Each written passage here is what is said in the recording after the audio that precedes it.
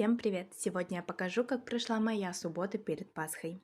Утро началось с недолгой зарядки, потом я позавтракала конвертиками с сыром и села писать диплом. Без него сейчас не проходит ни дня, ведь совсем скоро уже преддипломная практика и защита.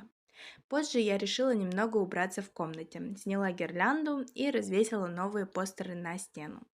Ну и пришло время собираться на работу. Я сделала прическу, нанесла свой повседневный макияж и пошла обедать. Сегодня на обед вкусная пюрешка с котлеткой. Кстати, у нас уже вовсю пекутся куличи. Сегодня у меня занимается три группы – старшая и совместно малыши, потому что мы активно готовимся к отчетному концерту. Отзанимались и пора бежать домой, а дома меня уже ждут куличи. Мы каждый год в преддверии Пасхи печем куличи, а после чего их украшаем глазурью и разной посыпкой. Яйца мы не красим, а украшаем наклейками.